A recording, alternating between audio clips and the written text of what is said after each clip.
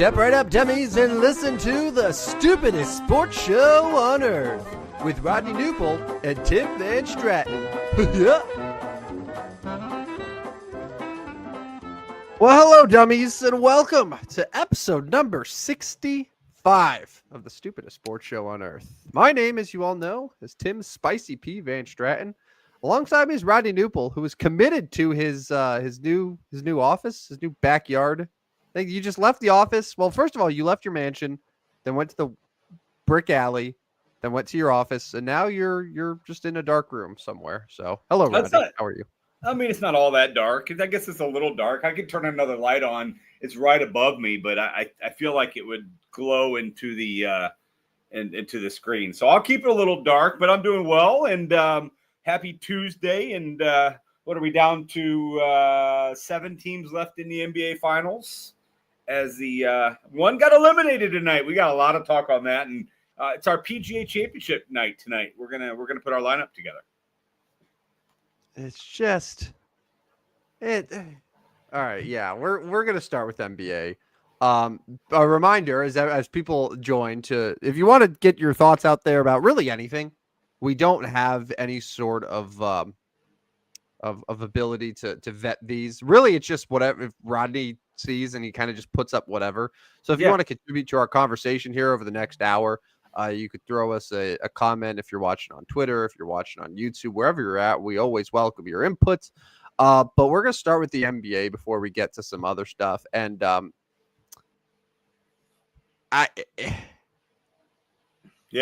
great. Here's the thing.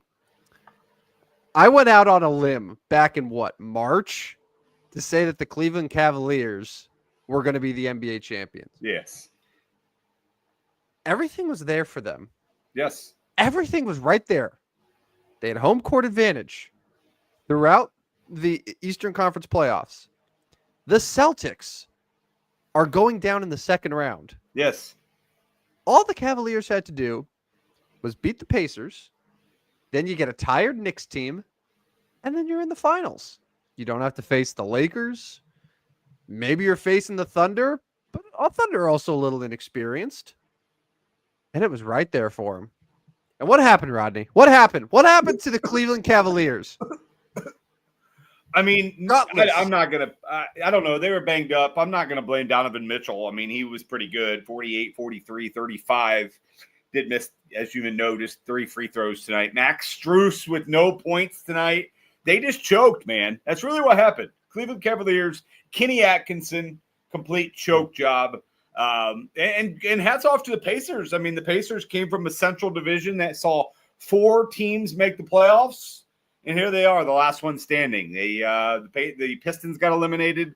The Pacers eliminated the Bucks, and the Pacers eliminated the Cleveland Cavaliers. So now they are likely going to have to go to Madison Square Garden for Game 1, and that reminds me of like the 90s NBA Pacers Knicks. Mm-hmm. I mentioned this the other day. It's the Reggie Miller, Patrick Ewing show. A little bit different basketball, but gutless choking dogs, the Cleveland Cavaliers. And it's pretty fitting for the city of Cleveland, to be honest with you. Outside of the one LeBron NBA championship, it's pretty fitting for Cleveland. Yeah. So Game 1, Pacers were pretty much out or pretty much up ahead for the entire game. Yeah. Went back and forth, and anytime Cleveland tried to gain some momentum, it was squashed by Pacers. All right, whatever. Game 2 is the one that the Cavs absolutely choked away, collapsed in the fourth quarter, outscored by 15 in the fourth quarter. And that was last week, right? Yeah. We came on the air. We were talking about that. Yeah. So in the last minute where Indiana wins that game and Halliburton hits a 3 with a second to go to win by 1. Cleveland then stomps them Game 3. I was like, all right, they got a win back on the road. Awesome. Game 4, then they get absolutely hammered. 41-point deficit at halftime. And then tonight, they were up early. I think they were up 12 after the first quarter. Yeah. They're at home. They got all the momentum. And then it's only, 4-point game at halftime. And then they get outscored bad in the third quarter. They went like almost 9 minutes without a field goal in the third quarter. And then as they were trying to chip away a little bit in the fourth, they had more missed shots. They had missed free throws. They had 4 or 5 straight missed free throws as a team. And they absolutely choked. That's a 64-win Cavaliers team that, by all the metrics of the high-ranked offense, the high-ranked defense, the great record, all the stuff that a prototypical NBA champion has, Cleveland had all of it. They checked every single box of what a champion should be. And they just couldn't live up to it. And they're banged up, but everyone's banged up, man. Like everyone is. And the Cavs should have been able to overcome that. I'm sorry, but I'm not going to use that as an excuse for them. Yeah, and on the other side, I guess I'll give the Pacers their flowers here. I mean, that is a very deep team. Have good bench depth. Their starters are well balanced. You get scoring from a lot of different guys. Halliburton had 31 tonight, but you got 2 post guys that can both make a difference in Siakam and Miles Turner. Aaron Nesmith with 13 and 13 tonight. So, I mean, that's a solid team. Rick Carlisle's done a good job there with the Pacers. I mean, I don't know. Everybody's probably going to take either the Knicks or the Celtics. I don't think they're going to take the Celtics, but they're probably going to take the Knicks to win Eastern Conference Finals. But I don't know, man. Are we overlooking Indiana here?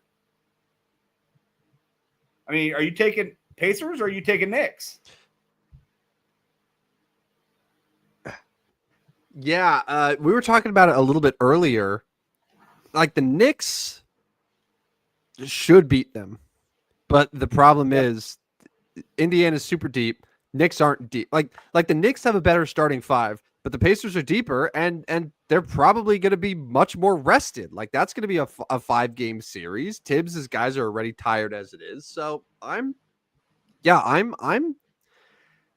right now, it's as crazy as it is. I kind of think Indiana is at a slight advantage in that series. And they played last year and beat them in 7. Like, they went to the Garden for game 7 and beat them.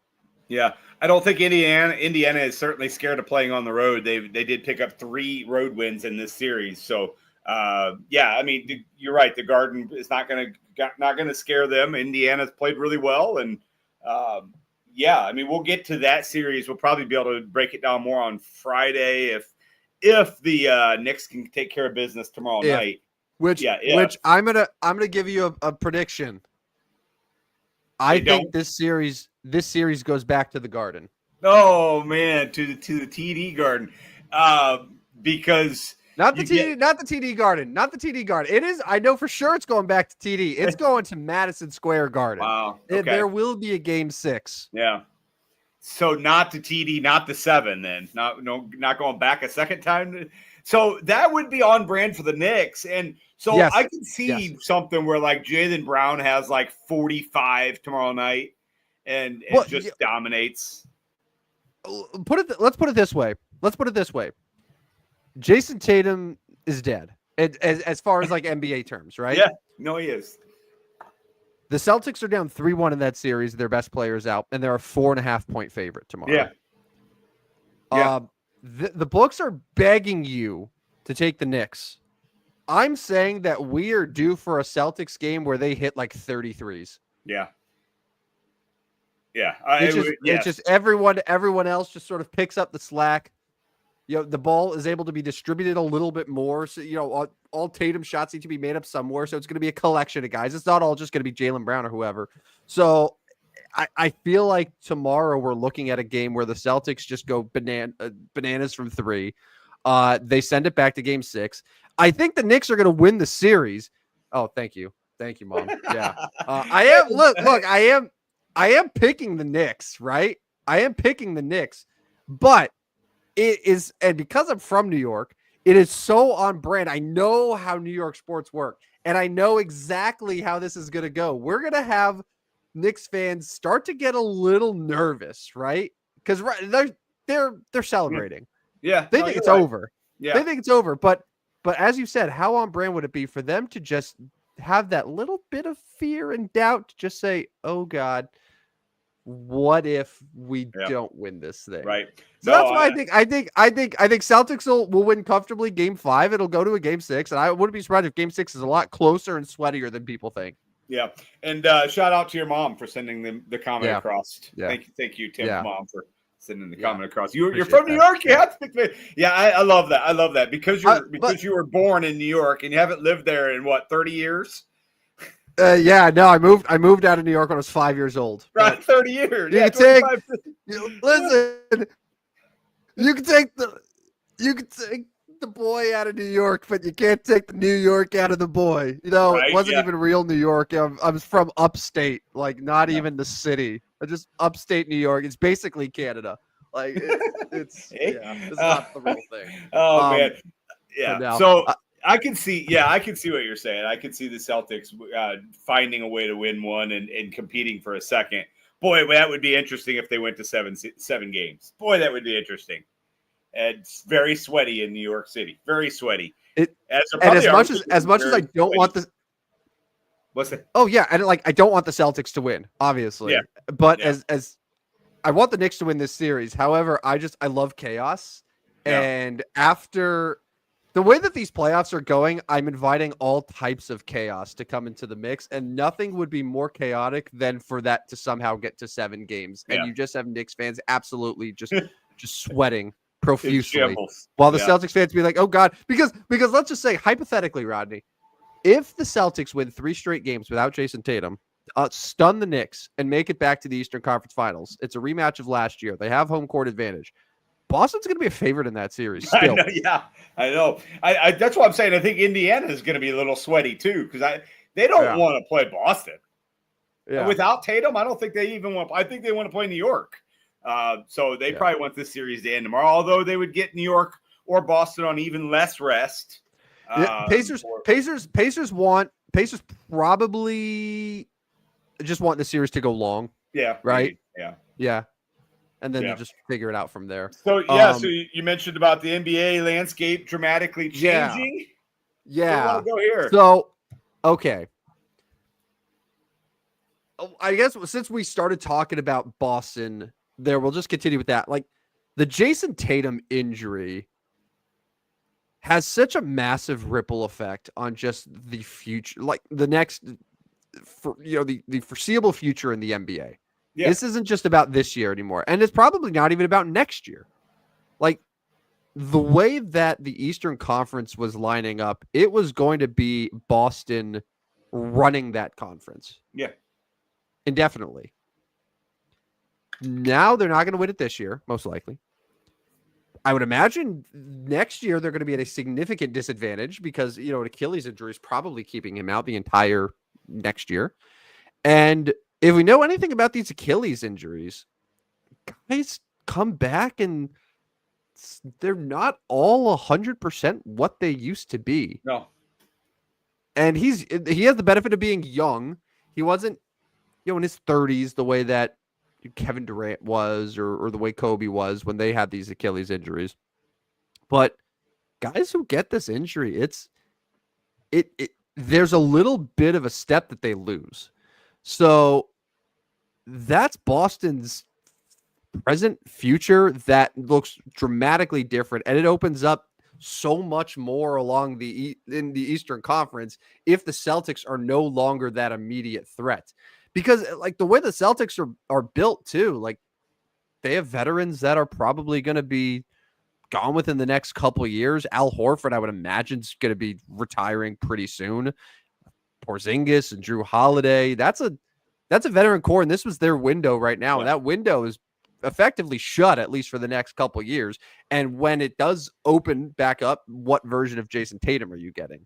So there's that element that just makes everything look so crazy in the East. And suddenly, if you're a Knicks fan, you're thinking, do we now have an ability to run this conference for the next couple of years? The Cavs, I know the Cavs are coming off a devastating loss, but surely they have to think, okay, if they keep this core together, they're going to have a really good shot next year. It just, there's that element, right? The other portion of the NBA landscape that has changed, and I realized I spelled dramatically wrong because I was in a rush, so apologize for that. We need to talk about this draft lottery. Yeah, how about that? All right. Gun to your head. It's a game we like to play here on the Stupidest Sports Show. Gun to your head. We coined that.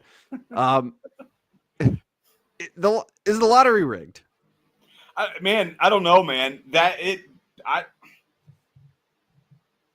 If I ever thought so, it would be now. Yeah. And, there's word going out that the NBA was kind of pushing Nico Harrison to send Luka to LA. Yeah. I don't maybe his reward was going to be you'll get the number 1 pick. Like, I don't know. That's weird, though. All right. Right? Yeah. So this is where I'm at now that I've had about 30 hours or so to digest and sit on what transpired. Realistically, I don't think we could say it's rigged. Not when you have representatives there who are watching the lottery unfold, all the teams, not when there's an accounting firm that's the one that's doing this. People said that if the NBA was actually doing something and rigging this process, like, it would be a federal crime. Yeah. Yeah. So realistically, it's not rigged. However, we could point out a couple things. Number one, it does seem incredibly convenient that the second that any small market, or I shouldn't say small market, but basically any team that's in a bad spot that loses their superstar to Los Angeles or anywhere else, ends up getting the number 1 pick immediately. Yeah. Immediately. The Cavaliers, pretty much every single year that LeBron wasn't there and when he was in Miami, you had Anthony Davis leaving New Orleans and then them getting Zion Williamson immediately to replace him. The Pelicans, again, actually, speaking of Anthony Davis, getting AD after they traded Chris Paul to LA. And now, obviously, the Luka Doncic deal where Dallas had a 1.8% chance and now gets Cooper Flagg to just fit right in. It's you can't say in full confidence this is rigged. There's too much to lose, right, from the NBA side, but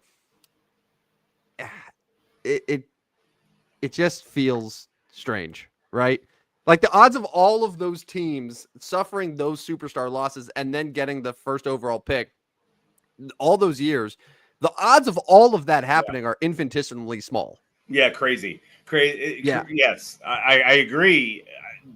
But yeah, you're right. You make the argument both ways that I like, yes, it would be very difficult to do. There's teams there, the law firm doing it, whatever. My question on my side is going to be, and I'm going to kind of change the subject here, but do you trade that pick? You trade that 1 pick. Jay Williams said today he would. There was a couple others that said they would, and there was a whole bunch that said, "Oh, hell no, we're not trading that pick." Yeah. Are you trading that pick? Yeah. I believe the reports from the journalist, not Jay Williams, said that Dallas has no plans to trade the pick, and they're going to just sit and take Cooper Flagg, which that's probably the right move. The other thing that I was going to mention real quick, just going back to this lottery situation, I think that even if you don't believe it's rigged, and realistically it's not, but I think we can agree that the system is really bad. The one that they have in place. They made this change at the NBA in 2019 in order to sort of even out the odds a little bit for those top few teams, sort of more even distribution. And the way that they did this, or the reason that they did this, is because they wanted to prevent teams tanking. Right. So they wanted to give less incentive to teams that had such a bad record in order to get the highest odds for the first pick. So now, like, the 3 worst teams all have equal percentage, right? Yes. To get the first pick, I believe is how it is. They had 14%. Yeah.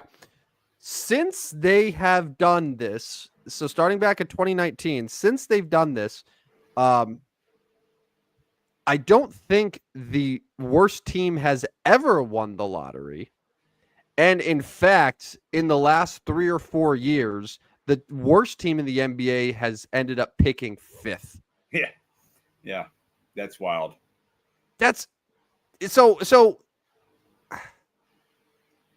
what it does is it tells teams not to tank, but then they get punished just for being bad, not for tanking, but just for being bad. And it's a never-ending cycle where they can't get out of it because they're not getting good enough picks.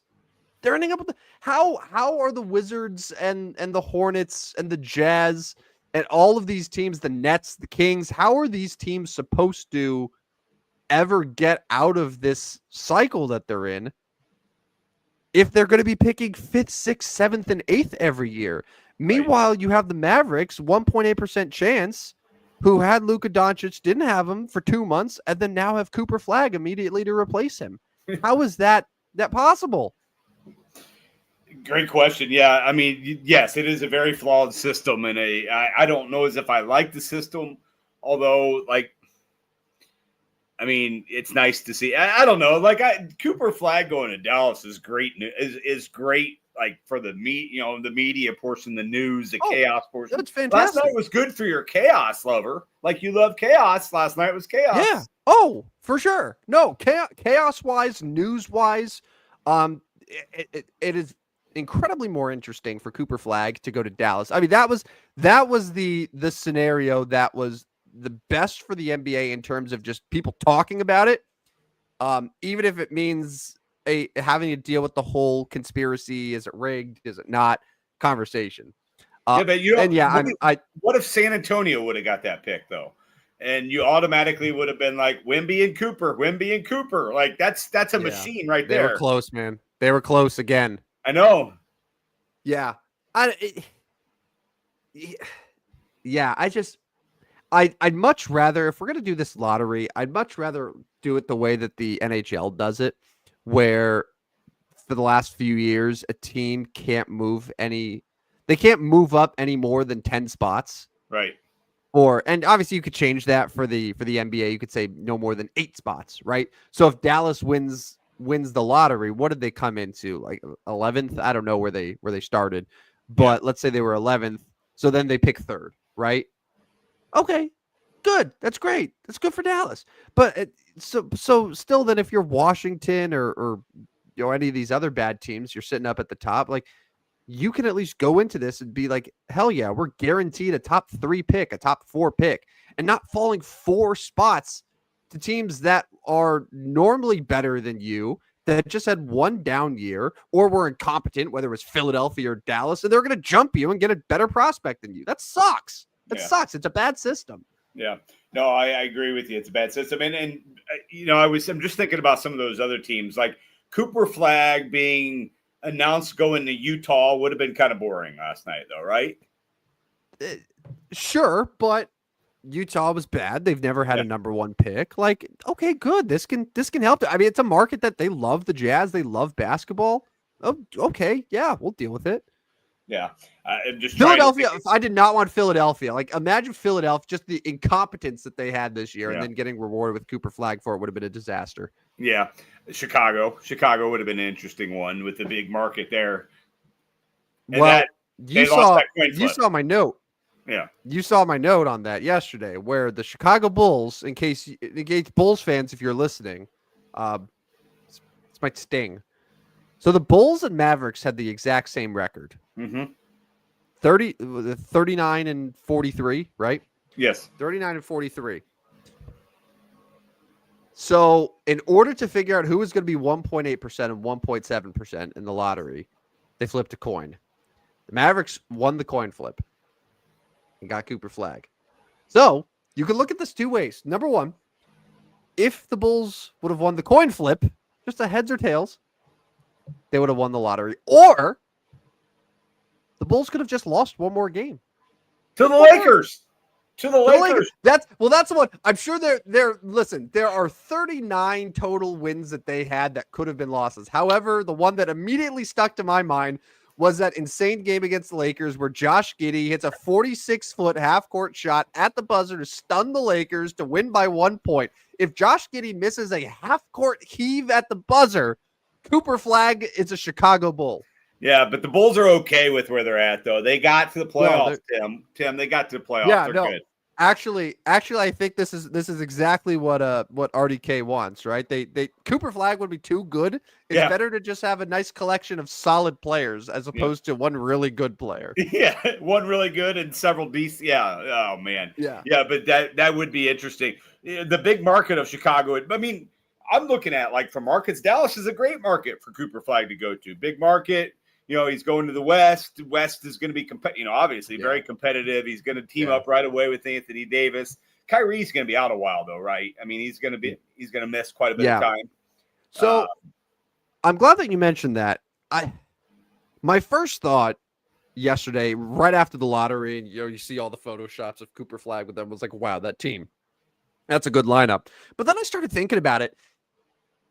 Is Dallas really going to be a good spot for Cooper Flag? So walk with me here, right? Like, it's an old team that's not going to have Kyrie Irving for the bulk of next season. Right. Klay Thompson is old. Anthony Davis is on the wrong side of 30, but also I think his contracts, he might be a free agent too in a year or two. Right. Like the Mavericks, what they have now in place will be very different than what they will have when like Cooper Flag is ready to actually ascend. Like Cooper Flag could end up being really good right away, but realistically, it's probably going to be year 3 when he becomes a stud. At that point, are any of those guys even going to be there? Right. Yeah. Yeah, you're right. Cooper Flag's 18 years old, so to expect him to come in and absolutely dominate the first year or two is a little naive. You're probably right there on Dallas. I guess more of thinking of like, it's a nice market for him to be marketable, which that could be anywhere, I guess. Like that's going to happen really no matter where he goes. Yeah, I mean, Anthony Edwards is super marketable. He plays in Minnesota. Yeah. Who is Dallas's coach now? Oh, is it Jason? It's Jason Kidd, isn't it? It's still Jason Kidd. Yeah. I mean, that's a decent guy to be brought up through the NBA. I mean, there could be worse. I don't know. Like I keep going back to will, I know they say they aren't, but where are they going to trade this? Like what if they can get Giannis? Right? Like what if Giannis can come over and you can put Giannis with Anthony Davis and then potentially, Kyrie when he comes back. Like you have to think about it, right? Yeah, but you make the trade for Giannis if you think you're winning a championship immediately. Dallas can't just trade that first overall pick for Giannis straight up. It's going to be that plus other things. Yeah. That damn cap always gets in the way. Yeah. Yeah. I'm looking at Dallas's situation right now. Yeah. So Kyrie has one more year. So it's next year, which he's going to miss the bulk of it for injury, and then he's a free agent. Anthony Davis is under contract. However, he's going to be making $58 million and $62 million is last year. PJ Washington has just one more year. Daniel Gafford is just one more year. Clay's got 2 more years. I don't. Yeah. And also Nico Harrison has proven himself to be not exactly the best general manager, right? As we've learned. So it's exciting. He's playing with Anthony Davis, playing in that market. There's a lot of potential there, but for him and his success, I think San Antonio would be better. Hell, I probably think Philadelphia would be better, especially with what's just happened with Boston. Yeah. The window is open up still for Philadelphia if they could get their shit together. Yeah. Him going to the East certainly would have been better for him to succeed early. West is going to be very difficult to do. Yeah. But going to Washington, I mean, they're still going to be terrible. Yeah, Washington would be bad. No, that'd be bad. Charlotte wouldn't have been Charlotte would have been fun for him being the 1 year at Duke, kind of the local-ish sort of kid there. And playing Brandon Miller and LaMelo. Yeah. That's a fun core, but it's not sure how many they win though. But anyways, that's interesting. You're right. The NBA is, and it was all in like one night. The dramatic change happened basically last night and into today. It is going to be one night will have a huge ripple effect on the NBA for years to come. And it's just going to be super fascinating to see how all of it plays out. And then you mentioned Giannis too. Like I think Giannis is getting traded. I do too. And he's probably also going to the West, right? And then which means Milwaukee has 0. I mean, because Dame's out. Yeah, Milwaukee becomes a lottery type team. They will be in the one of the 4 or 5 worst teams in the NBA next year, which means they'll be picking ninth naturally. So that's also true. But no, that's fun to think about how the May 12th, the night of the NBA, completely changing overnight. That's crazy. That's crazy. Draft comes up June 25th. It's it's going to be flag, and then it's going to be what? Dylan Harper, number 2 to San Antonio. Yeah. So you would probably know this a little bit better than I would, who sort of the next group of guys are. I like the 2 Rutgers guys. I think are both projected to be top 4. I don't know which one is which. It really just depends on what works for each team. Like I don't know what San Antonio needs more at 2 because they have a really good group together. I think San Antonio honestly is the perfect team to swing a Giannis deal right now. That would be wild. Yeah, they could do that deal without giving up Fox or Wemby. Yeah, and just any picks are on the table, any players are on the table aside from those 2. And you have that core. I mean, they could give second overall pick. We got these great young players. We got these swaps. This is it, man. You know how long they would be if they had Wemby and Giannis together. Oh, their arms are just dazed. Then you got Fox, who is very good. Some of those pieces that are still there. Obviously, they're going to keep some of them. That's interesting. No, that's an interesting team for Giannis because I agree. I think he's going to go. I don't. When you mentioned, I think San Antonio's got two top 15 picks, right? They do, yeah. So they're. I don't know. Can you trade 2 firsts in the same year? I don't know, because the NBA has some weird rules with what picks you're allowed to trade. But yeah, they own the Hawks pick. It was an unprotected first-round pick from the Dejounte Murray deal, I think. Gotcha. So the Spurs are picking 14th and they're picking 2nd. So I don't know if they can only trade 1 pick a year. They can give them that 2nd. They still have 14. Can end up with another lottery player there. But yeah, I'm looking at the Athletic right now. So obviously you have Flag going 1st, Dylan Harper 2nd. Yeah, because they already got Castle too. They got Castle and Fox as guards. So Ace Bailey is your 3rd pick to the Sixers, 6'8" wing. VJ Edgecombe for the Hornets. Baylor, yeah. Trey Johnson, 5th to Utah, Texas. Derek Queen, the Maryland big man, going to Washington. Your boy, Con Knippel. My brother. Yeah. Your brother, Con Knippel, 7th to New Orleans. Man, I feel so bad for the Nets. Like, they've been rebuilding. They've been doing all this stuff right. And they're like, you know what? We're finally going to end up getting rewarded. And they're going to end up picking 8th with Jeremiah Fears from Oklahoma. Yeah. Is good player, but not a game changer in the NBA. So, that's wild. And how about Rutgers? They're going to have 2 of the top 3 picks, and they didn't even come close to making the NCAA tournament. How do you do that? Yeah, I were they just too young? Is that what happened? Yeah, apparently too young, and we have a Peoria kid on that roster last year as well, and they should have been better. They should have certainly been better, but they did not get it done. They had one of the best recruiting classes certainly their best recruiting class ever, and probably a top 10 recruiting class nationally. Yeah. It's baffling how you have 2 guys in your lineup who are going to be drafted to be NBA staple. Like 2nd and 3rd overall picks in the NBA are supposed to be stars, right? Yeah. Like 2 future NBA stars in your lineup, and you got smoked by Maryland. Yeah, a lot. It's just it's crazy. Let's move to baseball real quick because I know we still have PGA Championship. I'm baffled by it. We still have PGA Championship talk, so let's get to baseball real quick. My Cardinals have won 9 in a row. That's just really all there is to it. The Cubs did come from behind and win today. Justin Turner, who is hitting a $155 with a walk-off double. There was talks that he might be DFA'd. The Cubs brought up some guy today. I'm sure he's a good player, but they brought up some guy, and there was talks that Justin Turner would be the guy sent out, but he was not. And instead, he got the game-winning hit.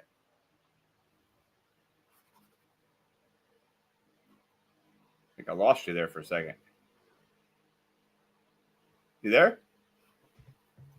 So, yeah. Okay. Yeah, Go I ahead. got you now. Are you saying the Cubs brought up that Ballesteros kid? I don't know how to say his name. Yeah, Ballesteros. And Yep. then Yeah. Can you hear? Hello. Hello. I'm still here. I'm here. Hello?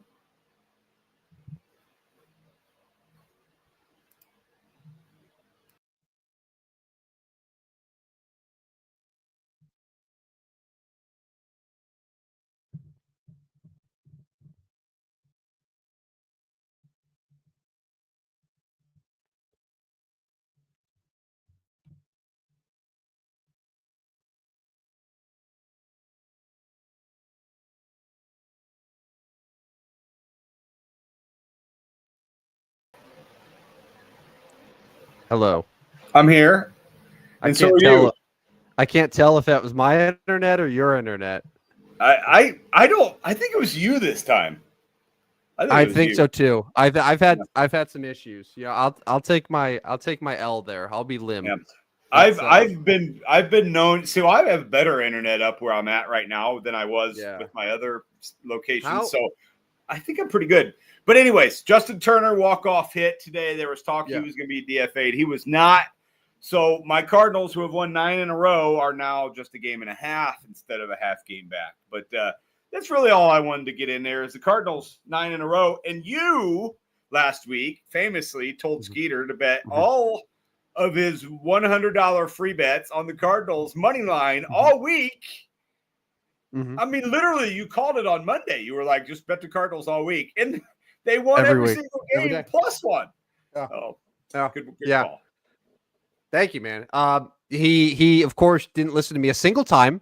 Nope. He decided that it would be much better to bet on the White Sox money line instead.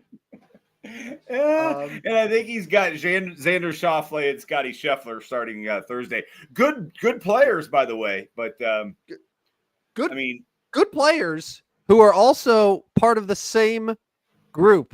Yeah, how about Thursday, that? Friday. How about that? Top three players all grouped together. Let's go ahead and get to that. We can forget baseball here. We got all summer to talk baseball. What do you like that pairing? I mean, I know you like the pairing because you like those players and they are three of the best. Do you like the idea of them three being paired together? Yes, I do. I like it a lot. It annoys me when they have a trio and it's two really good guys and then one like amateur thrown in or some scrub. I don't know. I love the fact that they have three guys that are all together that are putting pressure on each other because they're basically like, I haven't looked at the odds at all, right? I would assume that those three guys are the top three favorites right now in the entire field. There's a good chance that one of those guys is going to fall back significantly. Like, I don't think all three of them are going to be super high up, right? Correct. So who's that going to be? You sort of see it unfold like as it's going. I'm really looking forward to it. So speaking of the odds, Scotty is the favorite at 425. Rory's right behind him at 500. Now, Xander is not in the top three because he's still coming off that injury. Bryson is third at plus 950. John Rahm is fourth at plus 1,800. There's a big drop there. And Xander's 22-1, fifth. So Xander is the lone man out. Justin Thomas is also 22-1. Boy, I'd like to see him compete again. It's been a little bit for Justin. Morikawa, Ludberg, Aberg, and then Neiman fill out the next three as far as odds. So that is what I want. Thursday. Go ahead. You know what I want. What do you want? I want to see Jordan Spieth in contention on a Sunday. Jordan Spieth, who, by the way, Rodney, I'm sure you knew this, is a PGA championship away from winning the career Grand Slam. Yeah, nobody talks about it anymore because it's been such a long time. He is 50-1. He's 50-1 to win it. Would be a fun story. Yes, he's right along there with Brooks Koepka, who kind of has gone unheard of here for a while too.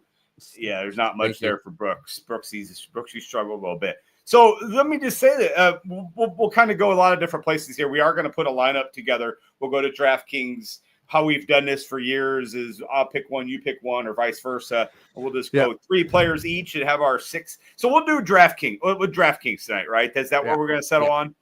Yeah, for sure. Let's do it. So first of all, let me ask you, who wins the event? Who wins the PGA Championship? Who wins? Just that simple. Who wins it? At Quail Hollow. Yeah. You know, I have to go back to what I said a month ago. And my first instinct was the man who is putting on the green jacket is going to be my pick to win the PGA Championship. Yeah. And I kept saying that, like, Rory's got at least one more major in him. Just the way he's playing and just the fact that he got that monkey off his back at Augusta. He's won at Quail Hollow, I think, 3 times. So he really likes the course. He profiles well into it. I mean, with carry distance and just, his ability off the tee. I think Rory's going to win this thing again. 500 or 5-1. So second biggest odds. I'm finally going to go with Ludwig Aberg. Everybody keeps talking about him winning events at some point. I mean, I don't know as if anybody's talking about this specific one. So I'll go 28-1 and go out on a limb here and go with Aberg, whatever you want to call him. I think it's actually Oberg. I'm not screwing with you. I think it's Ludwig Oberg. Yeah, we'll go with him. 28-1, going out on a little limb there, but I'm gonna take Oberg to win this one. He's 28-1 on DraftKings. Yeah, it's weird. His last 2 tournaments, 60th and 54th, but was 7th at Augusta. Before Augusta, he was 80th and 96th. So, like, weird. Yeah. Weird year for him. But yeah. I'll take him. All right, let's do our DraftKings team, why don't we? Right. So if you've never played Daily Fantasy, which is probably not happening for any of you out there right now, if you're listening, you've probably played at some point. We get to pick 6 players. We have a salary cap of $50,000 DraftKings dollars.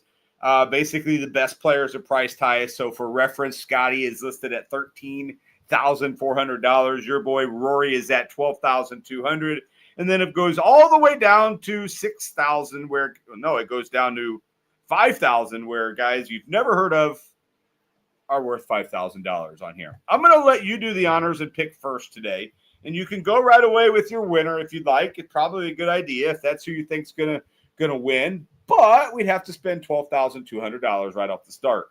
Who are you picking as the first pick in our lineup? Mm-hmm. Mm-hmm. This may stun you. I am, in fact, going to start with the guy who I just proclaimed minutes ago will win the tournament. His name is Rory McIlroy. He's $12,200. It's a lot, but it's not nearly as much as it should be. He should not be $1,200 cheaper than Scotty Scheffler, who also rocks, who could very well win because he's very good.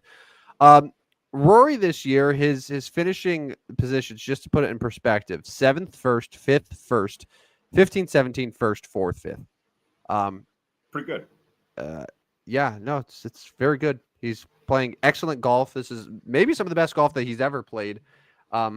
He's there mentally. It's game time for Rory. So let's start with him at 12,200, and we'll make it work. Yeah, so I am not going to go with my champion. I felt like my champion was just kind of a flyer more than anything, and this would really hurt us. The way he's played in some of these events would obviously really hurt us because he's 4th highest at $10,800. That seems too high for a guy that was listed at 28-1.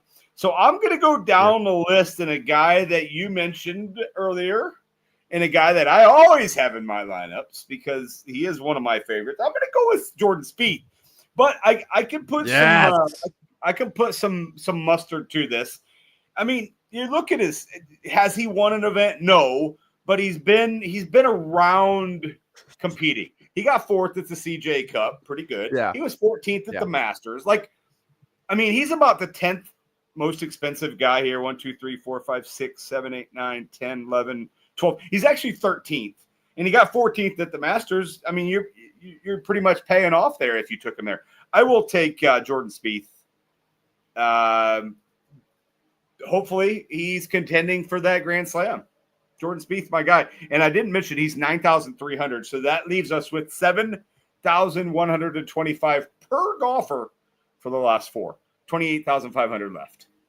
Yeah. So we're going to have to go bargain shopping a little bit, huh? Yeah, for sure. Okay. All right. So the good thing about these majors is that the quality of golfer is still pretty good. Yeah. When you go cheap. This would have been a good show if you actually go through like the Skeeter numbers and the data to figure out like, oh, who plays really well at this course, blah blah blah. All right, how about this one, Rodney? So, is it me, or does Cameron Young seem to be in contention at every single major? I mean, some reason he wasn't at the Masters earlier, but I feel like he has before. He struggled at the Masters this year. That's yeah. Actually, you know who I like here? For 7,500, a guy who has only missed 2 cuts all season, who's finished in the top 10 4 times. He kind of burned me and a couple others a little bit at the Masters. However, I think his game is getting a little better. I'm going to go Robert McIntyre. Bobby Mack. Yeah. Yeah. Bobby Mack. 7,500. Yes. And he's a good golfer. I think that's the secret here. Like the cheap guys, rather than trying to go like real cute with the profile, just take guys that are good. Like just golfers. Just good golfers, and just hope and just assume that they'll figure it out on the course, right? Even if it's not specifically tailored to them. I think that's where I get kind of bogged down, and I'll try to get cute with these cheap guys, and then they end up blowing up in my face. Well, so you led me into a pretty good player then. I am going to stay right around your price range, and I'm taking Dustin Johnson. Yeah. Why not? I mean, good golfer, right? Like, okay, he's been playing in the Live. He's been okay. He got 31st last time. He got 7th at Mexico City in April. But, I mean, if we're going to take good golfers and tell them, hey, go figure it out and try to compete. I mean, shoot, if Dustin Johnson finishes in the top 20 of this event, then we probably got our money's worth at 7,600. I think that's too low for Dustin Johnson. I'm going to take Dustin Johnson, which means that we have Dustin Johnson, Robbie McIntyre, Rory McIlroy, Jordan Spieth, and we have 6,700 per golfer left, 13,400 to round this out. So we're going to have to take some more cheap guys. We're going to have to go even more bargain shopping here. Yeah. So one guy that stands out to me, I want to give you a little bit of breathing room. Like I was looking at a couple guys at 6,700, but I don't want to force you into one of those guys. I want to give you some options. So at 6,400, I found JJ Spawn, who is 16 out of 20 on the cut line this year. Another 4 top 10 finishes, was second at the Players Championship, which is the 5th major, as they say. Top 50 at the Masters, but finished 17th last weekend at the Truist. So it's playing pretty good golf. And at 6,400, it's hard to beat that type of value. So it's close. And, I know our guy JT Poston is there as well, but I think Spawn has a little bit more upside. So hold that thought real quick, because I have a guy at 6,300 I want to talk you into that maybe we can change these last two guys. Take a look at 6,300 at Matthew McCarty. McCarty was a guy that finished 14th at the Masters, 15th last week at the CJ Cup. A lot of finishes right there in the top 20 for him. I don't mind that. I mean, he did well at the last major. So I'll mention him, but then I'll go up to the 7,000, which we have left. because we always try to at least honor who you picked, and JJ Spawn is a nice golfer. So at 7,000, you could go with guys like Sergio Garcia. I don't think we need another old guy, and I'm not sure he's even that good anymore. You could go Thomas Detry. I don't know. I don't fall in love with Thomas Detry. Adam Scott at 6,900 is intriguing, but I'm looking at his sort of tournament log, and he hasn't been playing particularly well. Like, he's making cuts, but he's finishing 50th. Yeah. Dean Burmeister went to live and has been okay.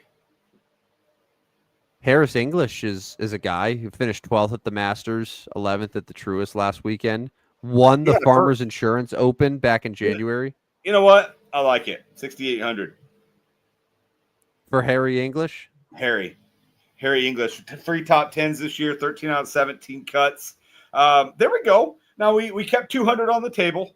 I mean, this is a good lineup because it's got the Masters champion in Rory McIlroy. I mean, if you're going to put this lineup together, you got to pick one probably. If you're going to play a top dog, you either got to pick Scotty or you got to pick Rory. You can't really play both. You could, but then you're punting 4 guys. Our lineup would be Harry English, Dustin Johnson, Bobby Mack, Rory, JJ Spawn, and Jordan Spieth. JJ Spawn's totally gonna bonus here, isn't he? Yeah, probably. All right. You know what? I want to get off of JJ Spawn. Okay. So 6,600 is your option, or I can lower mine. I can get off Harry English and go back to the guy I liked at 6,300. And in fact, I'll do that right now. I'm going to go back to Matthew McCarty. I have a little hunch there, and that gives you an opportunity to go to 7,100. Okay. If you would like somebody at 7,100. All right. So you're going to go McCarty, and then so we're off Harry English. Sure, for now, or we'll see who you pick, and then we can decide which version we like better. Oh goodness! How much do we trust Ricky Fowler? I wish I trusted. I don't know if the upside is there right now. Yeah, 15th last week. Everything else has been kind of 30s and above.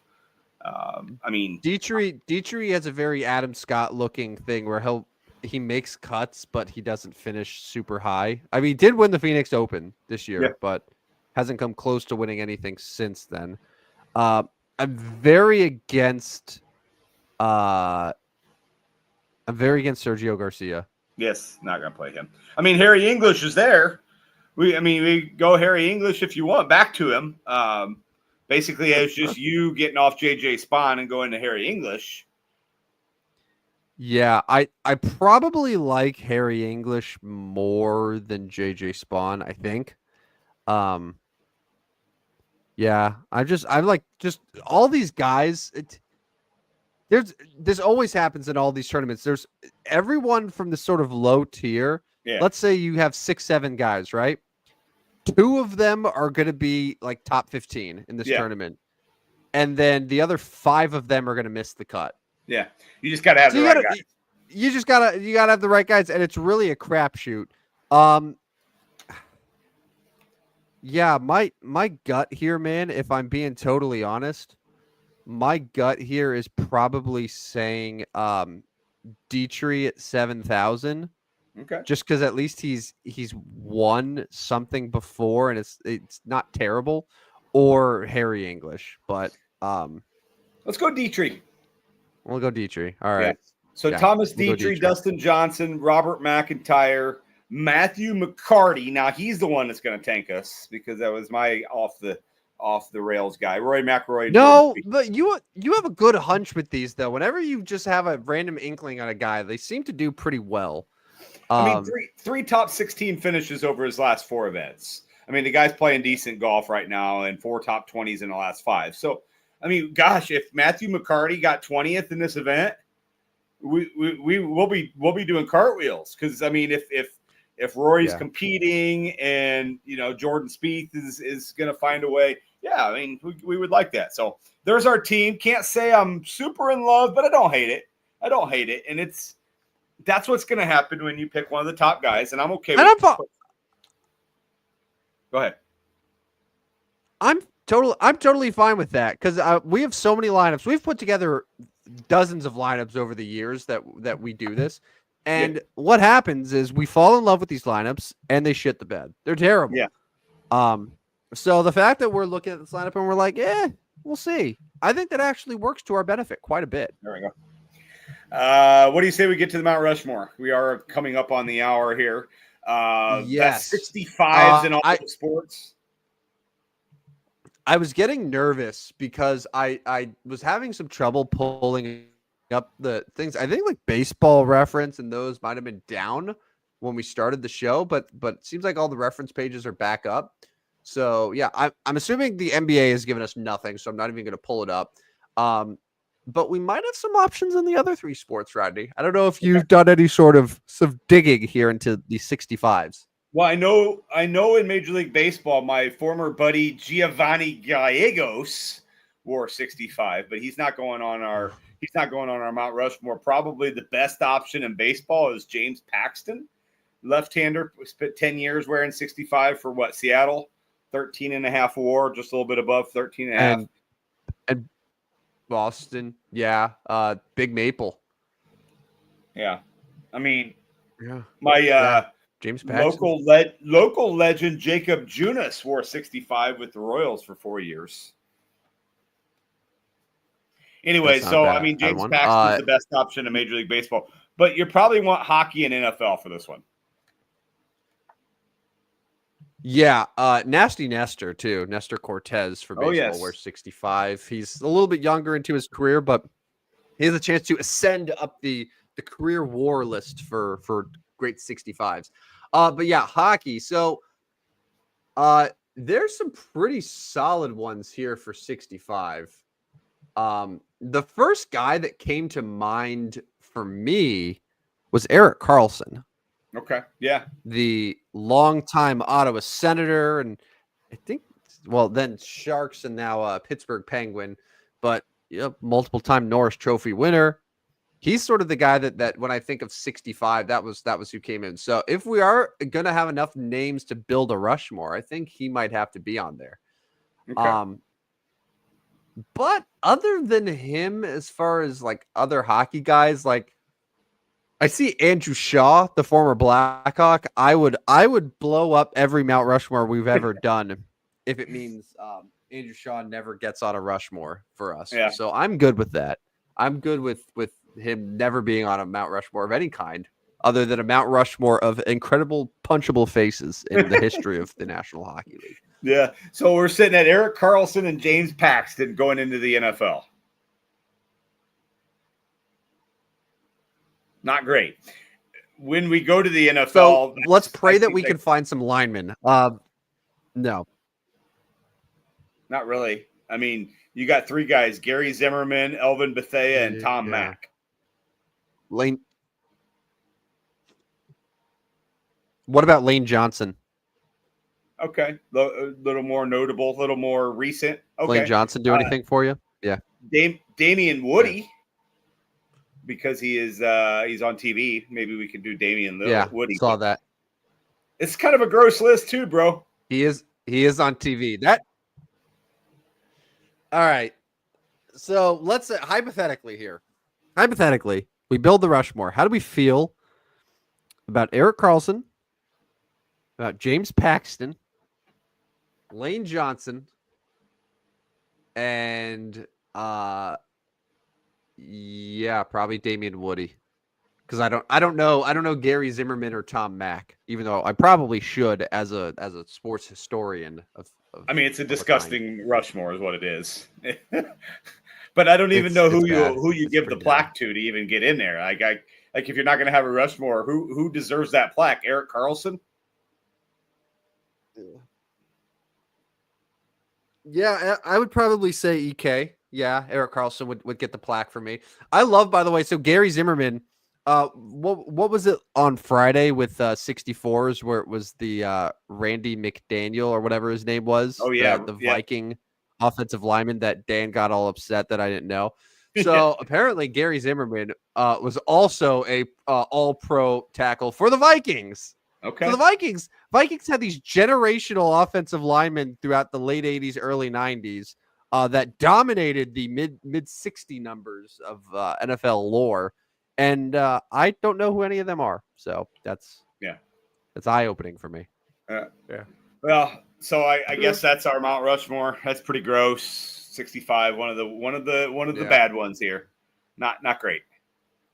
I thought it would be better. I was like, all right, Eric Carlson immediately came to mind for me. I feel like we're gonna get some others, and they never did. They never came. 66. Super Mario. 66 gonna be better. I mean, Mario. 66, that's all I got. Right? That's all I got, though. Same. That was the first one that came to mind. I'm gonna guess no. As we said, 60s are pretty weak. 60s are pretty. We got to get to those 80s soon, man. We got to get into the 80s. Got to get in the 80s. It was NFL receivers. But anyways, so that pretty much does it for tonight, man. But we are rolling through the Substack. I'm telling you what. There's some total domination going on. I started tonight. We have only done 12 days of the Substack in May, and I'm up 12 units in May. 40 on the year, on the calendar year, through 4.5 months. Tonight, I had the Pacers, plus 7.5. I have the Nuggets, plus 10.5. I keep somehow... 10.5? It was 10.5 tonight? Yes, sir. Oh, here's where I go wrong all the time. I keep taking the Winnipeg Jets, and they lost. Why? They lost. Yeah, why? I had the Guardians in baseball. Did Cleveland have a bad night altogether? I have not looked yet. They won 2-0, so give me that. I had the Cardinals. The only reason they lost is the Phillies were scared to play them. And then I have the Padres minus 1.5 tonight. They're up 2-1 on your former team, the Los Angeles Angels. So going to be at least an even night, maybe a winning night again. Sign up for our Substack. Do that right now. You can get our picks as early as tomorrow. We're on Twitter at Stupid Sports Show. No W on the end. It is not X. It is Twitter. Come join us there. And that should about do it for the 65th show of the Stupid Sports Show. Is your Twitter for you feed as just unhinged as mine is? About what now?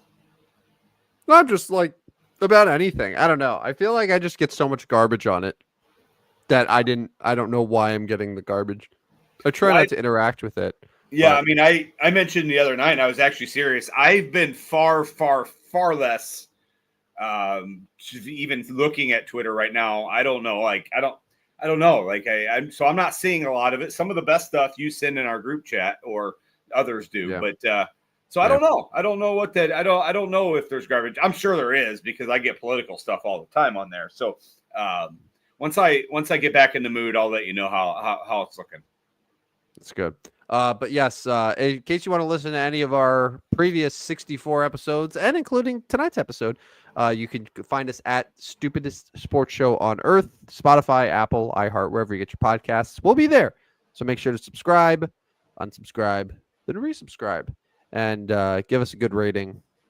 Leave us a review. Help us take down McAfee. That's right. That's right. We'll be back Aaron Rodgers going to 8 a.m. Speaking of McAfee, is Aaron Rodgers just going to sign anywhere, or are we just going to do this until like August? He's not going to sign. Are you calling it? Yep. He's retiring? Yep, he's done. I feel like if he was playing, it would have happened by now, right? Yeah, agree. I think he's done. He knows he's done, and he's done. See you, Aaron. See you, Aaron. Such a quick see. I love it. That was such a rapid fire see ya retirement. And honestly, I would like that just to be. So if he does officially retire, I want that moment just to be all that is said about it. That's it. See ya, Aaron. Yep, he's done. See ya. Bye. Yeah, thanks for playing, Aaron, but you're done. Bye. Yep. Oh, by the way, we did not even talk about. I know we're over time here. We didn't even talk about the fact that the NFL schedule is coming out tomorrow. Are you a big NFL schedule guy? I would assume no. I don't mind it. I don't mind it. I don't know as if I'm able to get the Bears season tickets this year. That makes a big difference for me. Yeah. Because I was able to find the primetime games and see what their games look like. So yes and no. I don't mind it. And there'll be a lot of talk from there. But yes, that's tomorrow night. But there's a lot of leaks out there already. Yeah. We know some of like the primetime games. We know we got the international games today. The Vikings are doing a back-to-back where they're in one country and then the next week they're in another country in Europe. Oh, nice. Which is pretty fun. Yeah.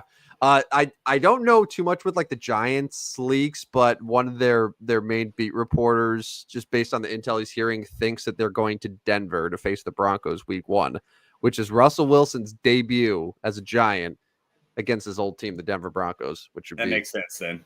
Yeah, that'd be a good one. But yeah, there normally seems to be leaks sort of leading up to it. Right. And I do follow the leaks and I like seeing how the teams announce their schedules, like the videos that they put out. I like those, but I have no interest in watching ESPN for 3 hours to break down the schedule. That part I can't stand, but I will be there the second the Giants schedule drops. I will watch the video. I will watch other teams' video releases, and I'm sure I will share my schedule thoughts in our text thread because I have nothing better to do. We can talk about it on Friday. Oh, I'm so excited. Oh, I'm so excited. I mean, I miss football. I was talking with my buddy earlier today, just like we were just shooting the shit about, Cowboys. He's a Cowboys fan and just talking about their running back room. And I'm like, God, I miss this. And this is so much better than baseball, man. I love it. Coming soon. All right. Football coming very soon. Yep. All right. Let's get out of here. For Rodney Newpol, this is Tim Spicy P Van Stratton.